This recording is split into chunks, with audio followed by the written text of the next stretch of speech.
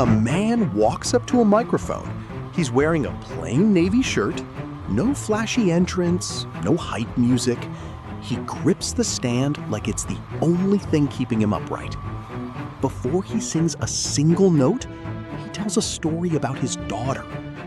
And 1 million people, maybe more, stopped scrolling, sat still, and cried.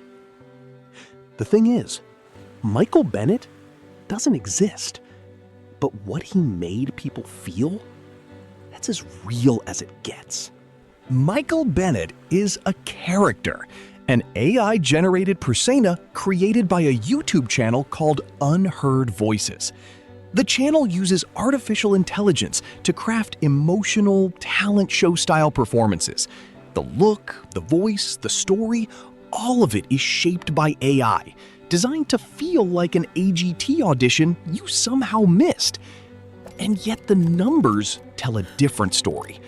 Over 1 million views, thousands of comments, real people writing things like, "I had to stop the video 3 times just to breathe. My father passed last year. I don't know why, but this felt like him. I'm not even a crier. I'm crying." So here's the question worth asking. If the emotion is real, does the source matter? There's a formula at play here, and it's not cynical. It's actually ancient. Storytelling has always worked this way. You give someone a name, you give them a loss, you give them a reason to be in the room, and then, only then, you let them sing. Michael Bennett's story hits every note of human grief that we rarely talk about out loud. A father who outlived his child, a promise made at a hospital bedside, a voice that was always there, but always hidden.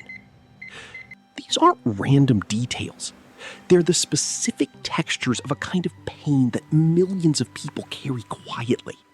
People who lost someone before they were ready, who made promises they're still trying to keep, who have something left to say, but haven't found the moment to say it. Michael Bennett is that moment. He's a vessel, and the reason people cry isn't because they believe he's a real 54-year-old man from Pensacola, Florida. They cry because somewhere in that story, they found themselves. Won't let go.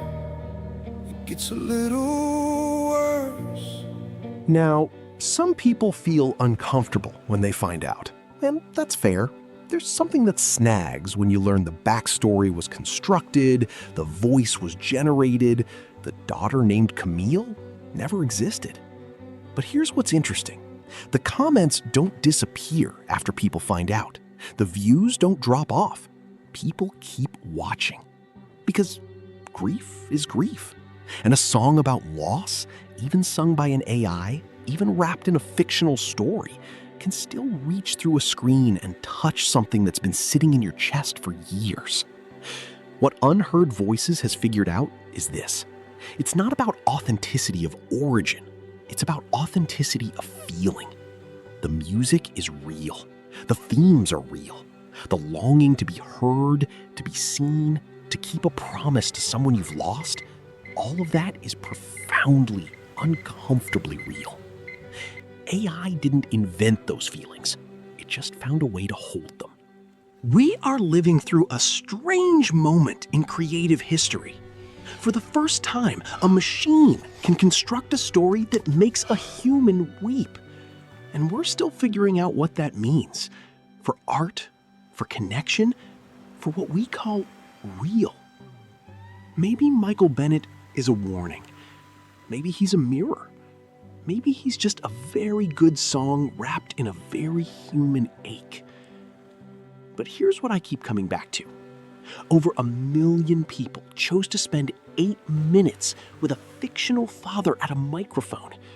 They didn't scroll, they didn't skip, they stayed. That choice to stop and feel something, that's not artificial. That's the most human thing there is. What do you think? Does it matter that Michael Bennett isn't real? Or does the feeling make it real enough? Drop your thoughts in the comments. I genuinely want to know where you land on this. If this video made you think, share it with someone. And subscribe if you want more conversations like this one. See you in the next one.